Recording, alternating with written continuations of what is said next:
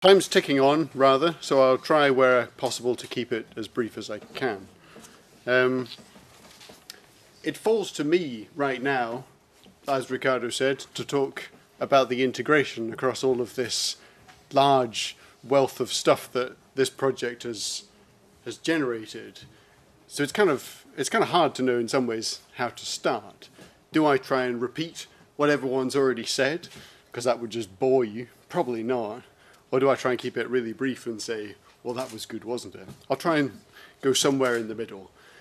Jose before nicely kind of led on to the title of this presentation by saying that we have studied multi-level processes. And I think this is one of the key things that makes the LOCORE project a distinctive project. We have focused not merely on the individual, we focused on the individual situated in context.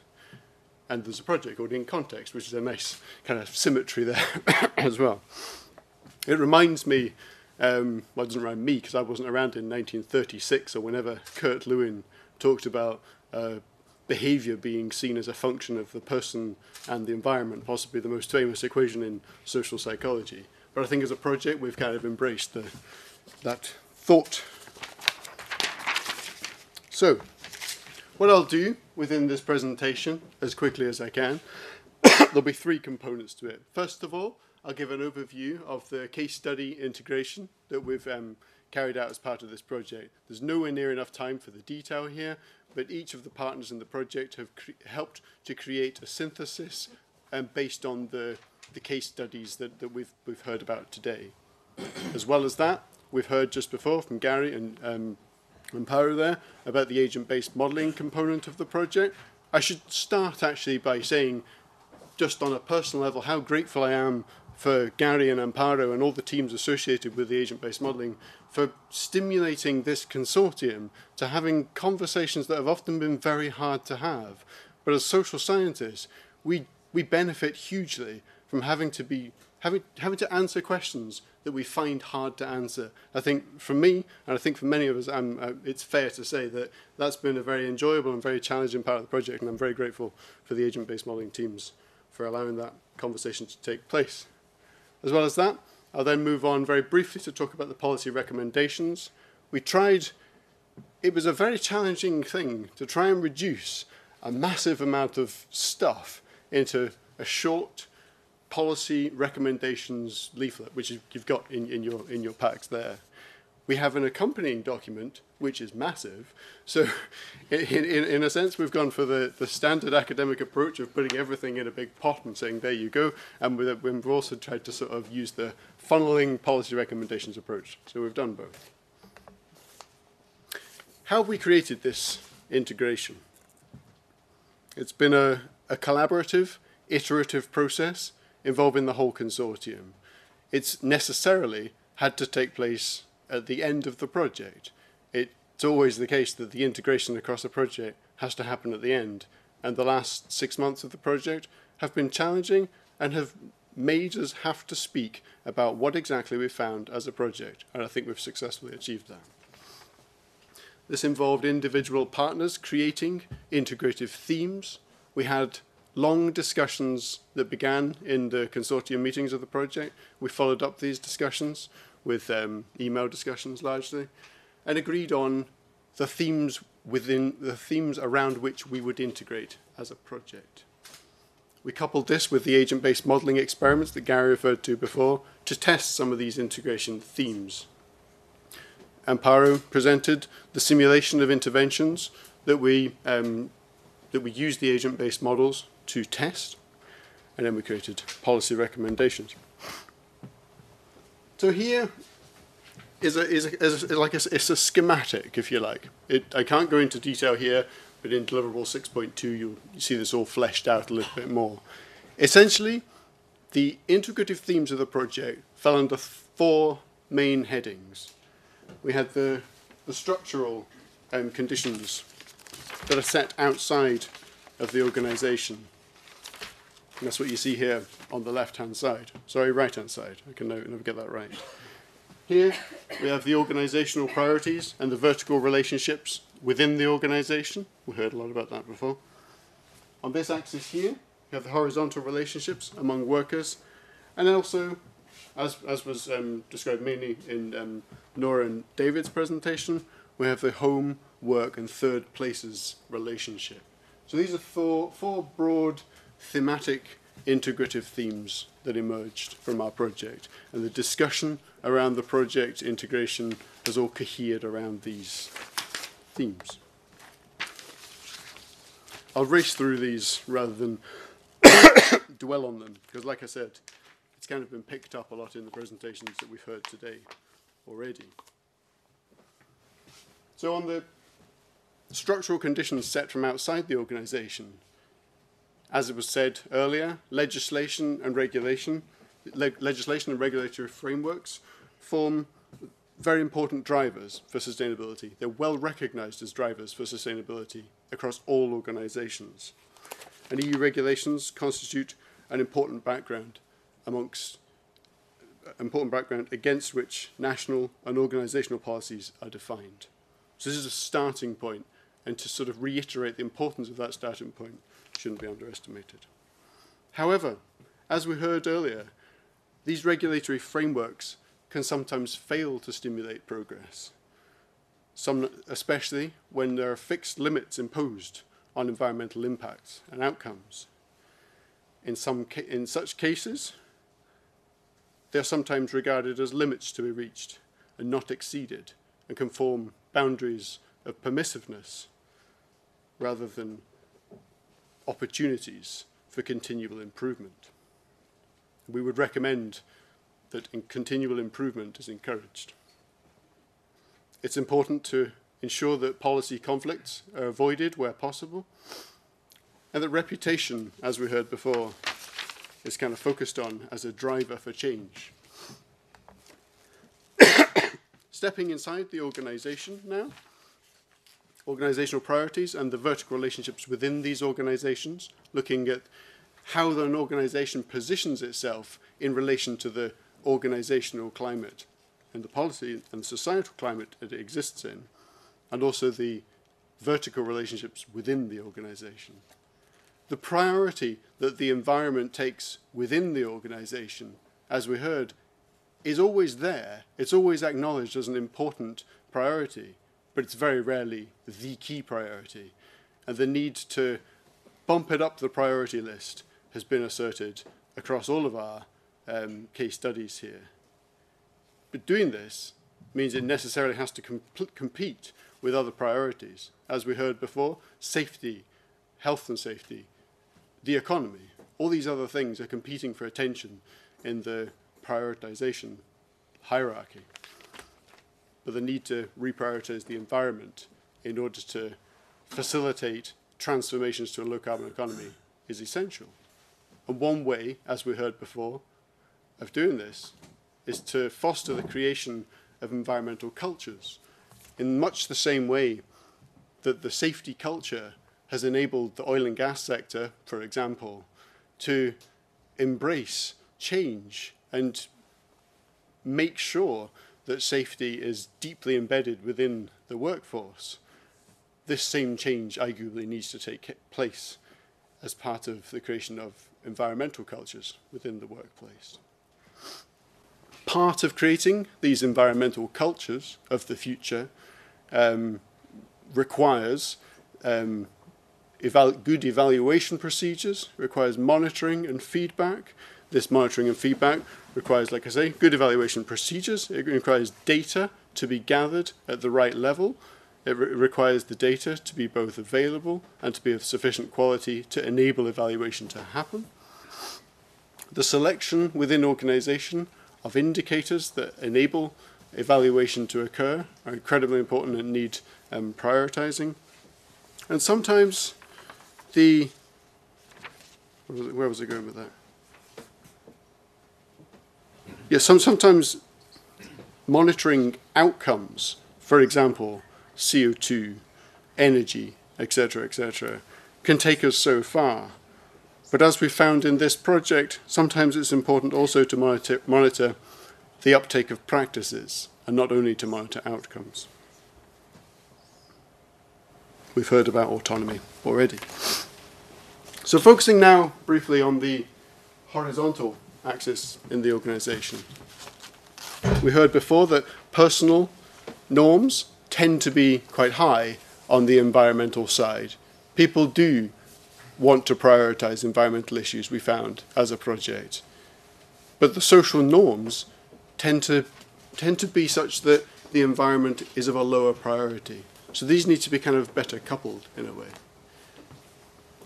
Another interesting finding that we found here was that the level at which people identified with the organization, the extent to which people saw the organization as part of who they are, was strongly associated with the likelihood of transmitting norms. We heard a lot before about normative behavior and norm transfer, as Gary said, was added as part of the agent-based modeling part of the work. The one thing we found was that the level of identification with the organization predicted to a high level across all organizations the likelihood of transmitting environmental norms to one's colleagues. And we feel that this is an important finding to highlight. A barrier here, though, is the tendency for organizations to have a dependence on top-down approaches in order to foster change. And this needs questioning. And as Amparo said before, the social network is a very, very important component of understanding the way in which transformations within the workplace will play out over time. It's not simply the fact that a particular type of social network will or will not enable a transformation to occur. The style at which that occurrence will happen and how it will play out over time is something we need to understand to a much greater degree.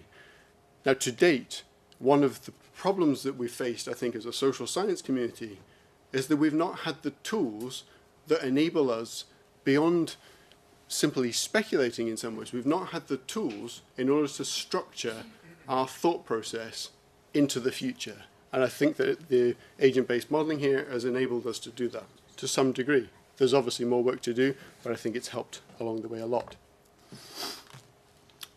And last and not least, in terms of the integration themes, David and Nora have already talked about this, so I won't repeat it too much. The home, work, third places relationship. We found that there are strong borders drawn very often between home and work, and that border crossing is more likely to be from work to home than vice versa.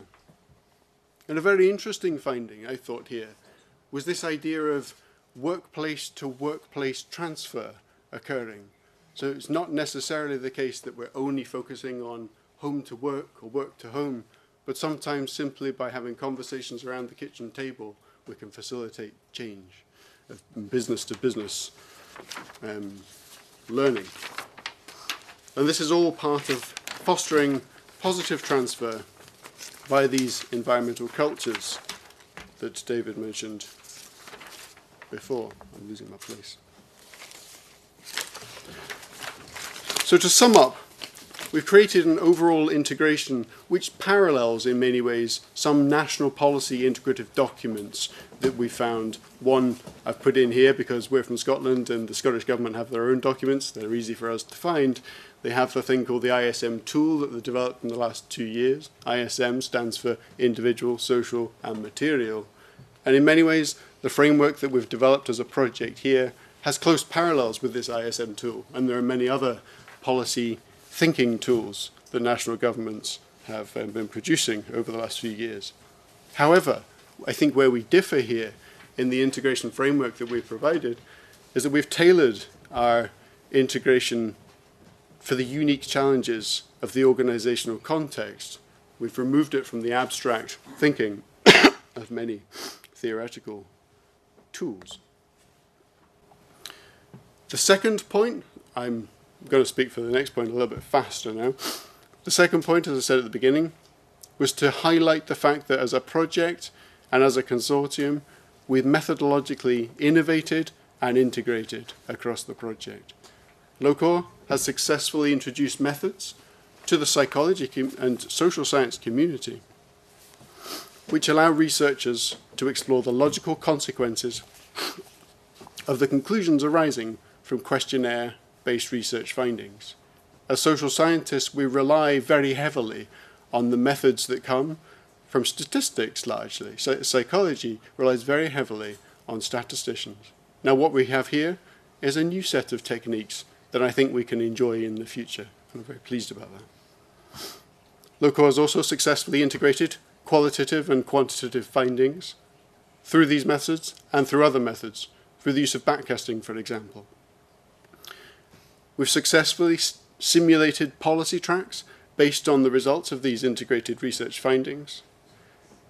And in sum, we've broadened the methodological toolkit available to all researchers in the consortium through gaining an understanding of the complex mix of skills and techniques involved in creating this synthesis.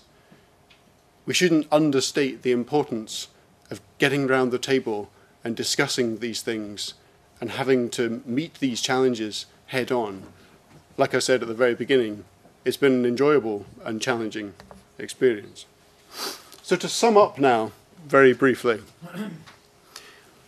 once we took all of them findings and every partner created their synthesis document and it all got put on the big table, and then we had the agent-based modelings that kind of stirred in them findings into the models, and that came out with all these findings as well. We've got a whole load of stuff on a really big table.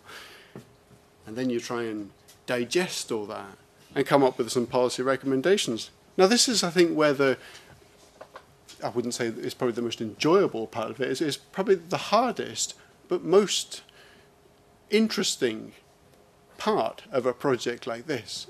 Because what one has to do at this point in formulating what are inverted commas known as policy recommendations is step back from the data, step back from the findings that we all have in individual work packages, and situate ourselves as academics in a policymaker's shoes.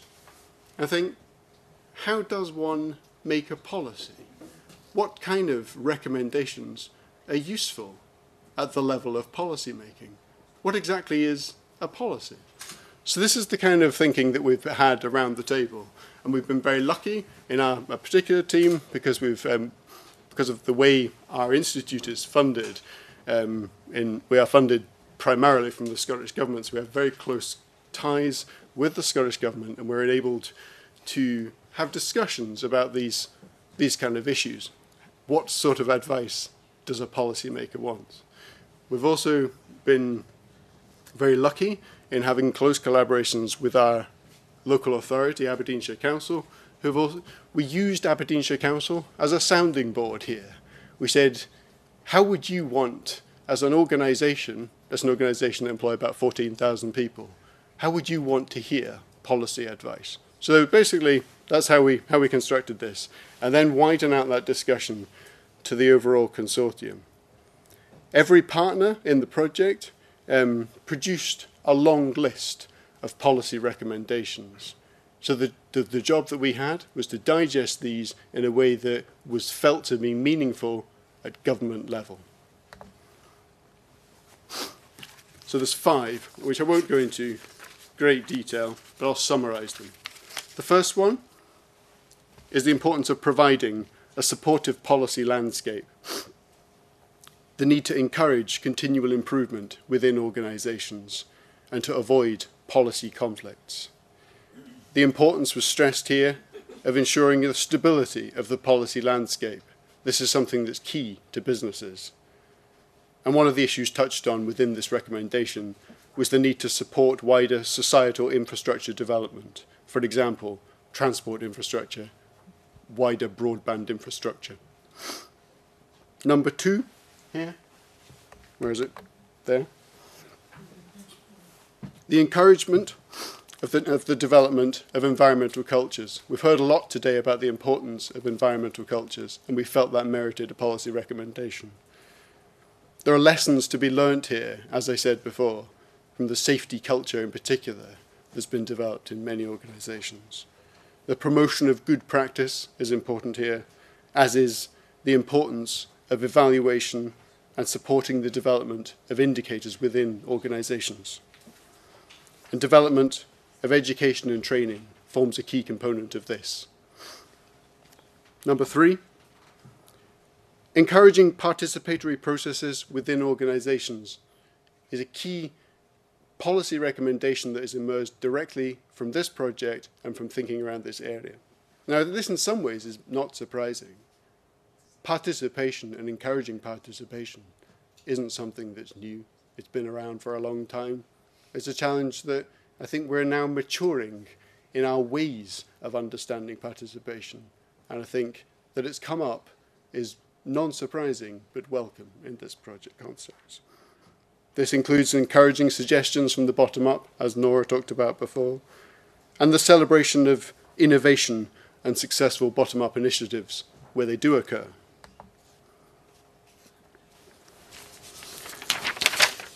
The fourth policy recommendation is the need to actively promote the business case for low-carbon practices. Much of this suggestion came from the work of the backcasting workshops here, as Adina talked about before.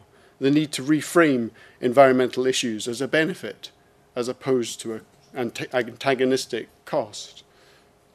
The use of reputation here as a driver is important. And a possible mechanism here is the encouragement of business-to-business sharing of good practice. And there are many good examples of this, as I'm sure you're aware. And finally, our last recommendation was not, as the picture may suggest, to encourage working from home as a mechanism, but to take a critical look of the idea of working from home and to develop a fuller understanding of whether a panacea such as working from home and virtual working should be, and in what context it should be, encouraged. Many future visions, as we heard before in the backcasting, do see flexible working and home working as a key component of their business strategy for the future. But care needs to be taken, as David said before, to avoid simply outsourcing emissions in the name of asset shrinkage. There are opportunities here, real-world live opportunities, to develop innovative, natural experiments in order to build and grow this robust evidence base. So my final slide here, and then lunch. No, then Ricardo. My final slide says, care needs to be taken here to make sure that to design policy mixes well. Amparo made a very good point about the fact that single approaches are unlikely to be effective, but a good combination of approaches do allow us to get the emissions trajectory that we're looking for here. An adequate maintenance of policy needs to be factored into policy design. Social networks play a key role in transitioning to a low-carbon future, especially over the longer term. Looking at the effects over a 30 or 40-year time frame allow us to ask different questions. We should recognise the pivotal role the public sector play in this area, for example, in developing demand and in championing renewable energy. And to conclude, I should say that the development of environmental cultures and participatory practices within organisations are necessary conditions for workplace transitions to a low-carbon society.